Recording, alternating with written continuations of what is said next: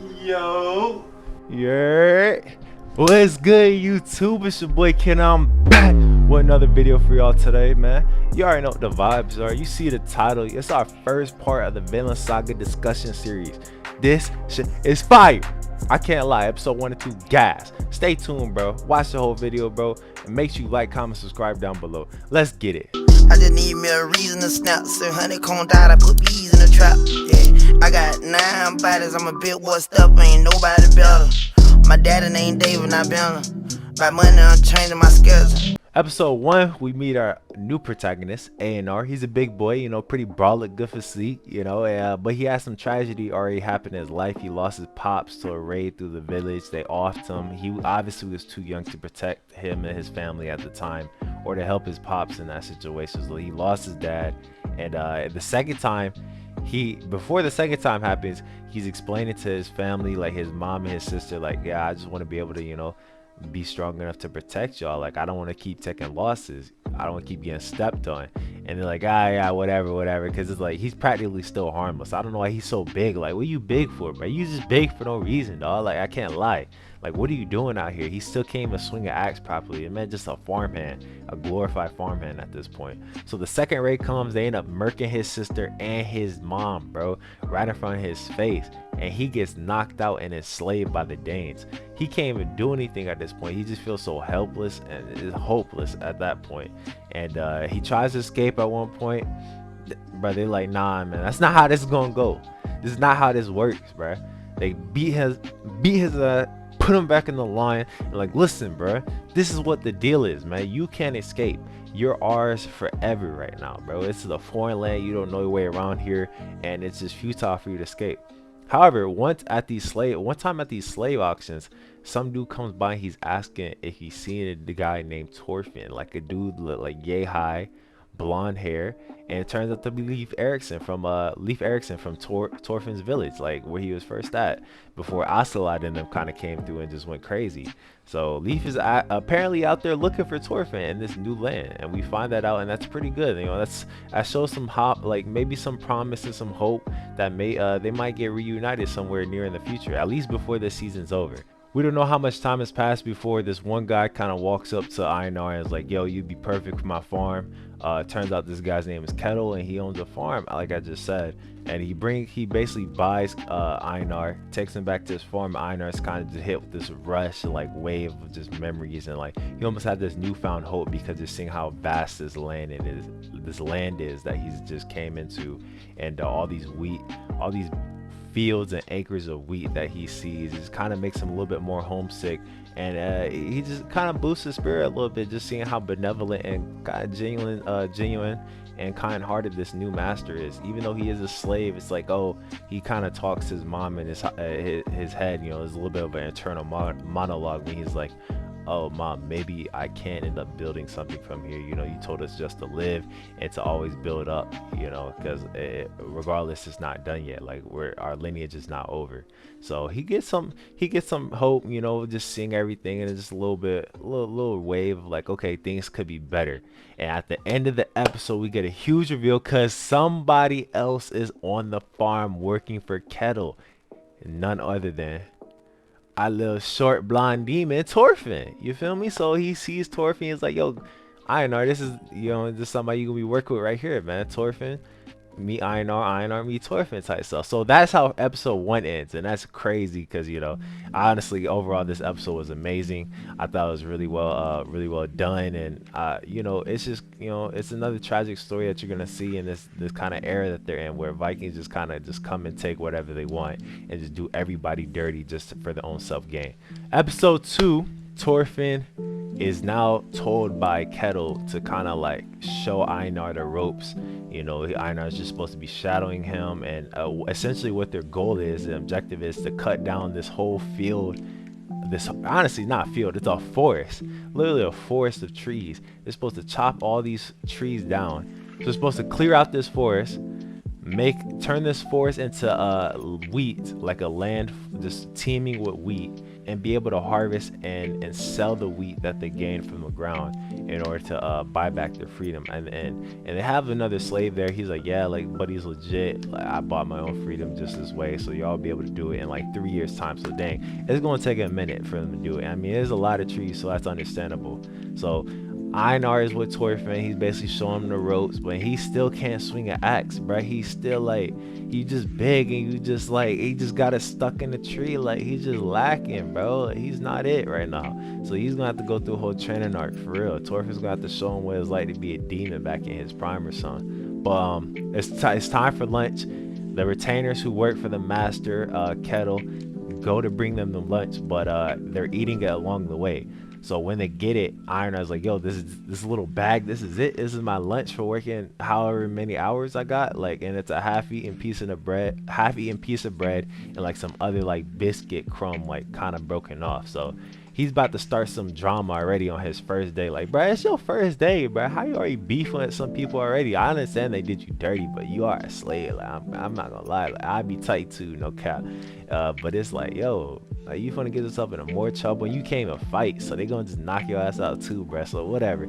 So Thorfinn steps in. He's like, yeah, like, it's okay. We thank you. Like, I got those assignments, like all that. And really, what's the main thing you see here is that Thorfinn has gone from being this kind of revenge-fueled, kind of vengeful type of character with all this like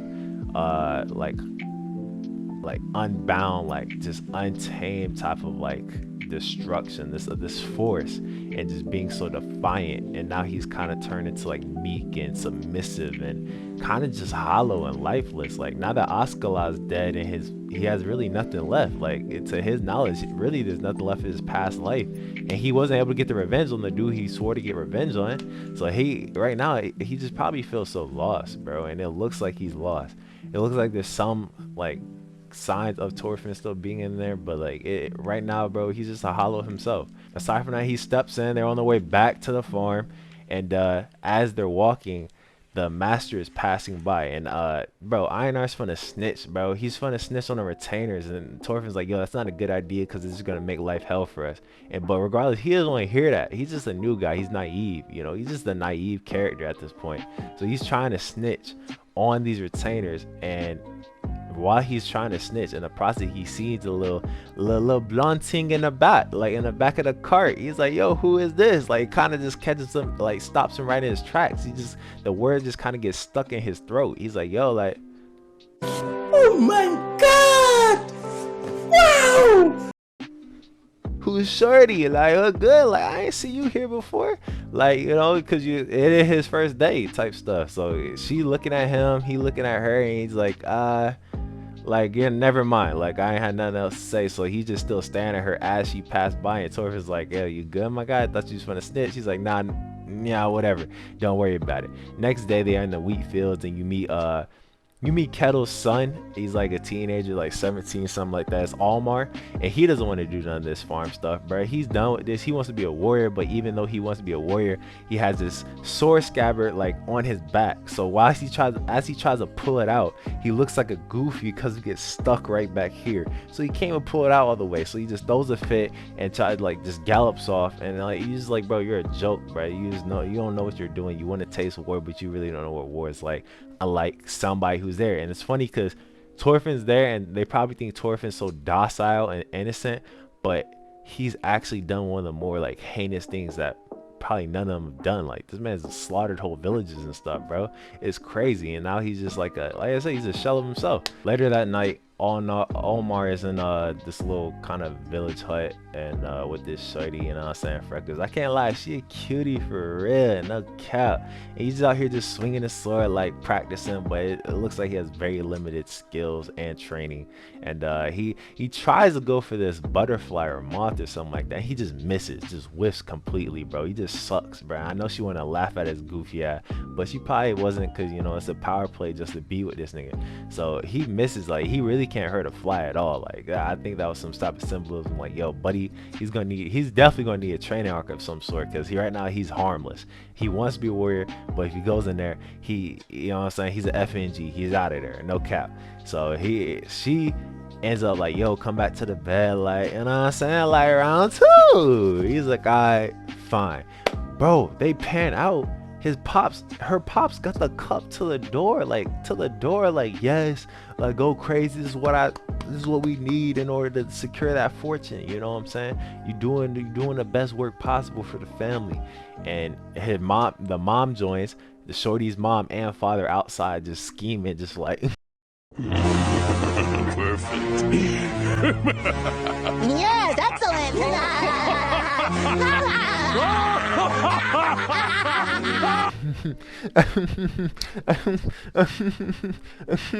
like they're just scheming, bro, like, yo, like this is what's gonna get us the bag eventually, trust us. But he's onto their antics. He bursts out of the hut like, yo, none of y'all getting my fortune, bro. This da y'all cut, bro, trust me. And he gallops off, runs into these workers. They're drunk out of their mind. They stumble back, whatever. But at night is when it's basically the end of the first night with Einar and Thorfinn. So they both are sleeping in this, like, I don't know if it's a stable, but they're sleeping on bales of hay and like beds of hay, whatever. And they're just chilling, but Einar's kind of just reminiscing, just thinking about everything that's happened to him in his past. He's like, yo, you know, men of war, basically practically beasts, you know, animals who just kill, steal, and destroy, and just do whatever they want for their own gain. And Thorfinn's just sitting there, and he's just like, you know, I'm pretty sure it's something like deep inside him, like, yo, he's probably been tormented by these thoughts all the time, that he was one of those beasts. He was once a victim and innocent of the war, and he turned into the aggressor and one of those people who he despised. He was over there doing all sorts of heinous war crimes to people. And yeah, Einar, he's basically just going over what happened to him. Like, yo, like first came the armies of England, came through, murked my dad.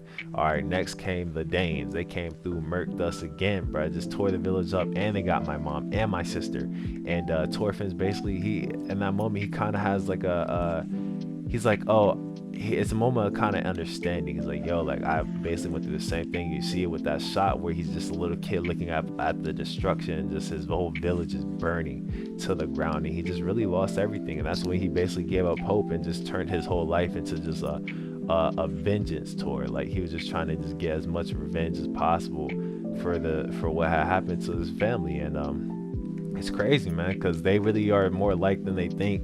And they really haven't gotten to the point where they've made that kind of heart-to-heart connection yet. But as the audience, we know exactly what has happened so far and what Thorfinn's been through and done. So I don't know if he'll ever try to like come clean and be like, yo, Einar, I'm not gonna lie, bruh, I was a menace back in my day. I did all sorts of things. Like, trust me, I could train you if you want, but I'm really not that guy no more, bruh. For real, like, believe that I'm not that dude no more, bruh. So regardless, that's the end of the episode. And I think these are two strong episodes, man, no cap. Like, these are really good ones. So this season's already starting off really amazing. And I'm just very positive to where this might lead to, because a lot of people are saying this arc's going to be like kind of slower and maybe lame, but me personally, I'm not always in it just for the action. I think this is gonna be something great. So if you liked this video and you thought it did a good job on it, make sure you like the video, and then comment down below what I can do probably better to improve in this in the future. This is also, like I said, this is my first iteration of this series, so I will constantly improve it so I could deliver the best type of viewing and listening experience as possible. And then yeah, make sure you subscribe for any further updates and turn on that notification bell, because, you know, I definitely will have more things like this in the future, and then of course my reactions that I always do. So yeah, hey, other than that, man, I ain't got nothing else to say, bro. Vinland Saga Season 2 is lit. You feel me? Other than that, it's your boy Kid, and I'm out. Peace.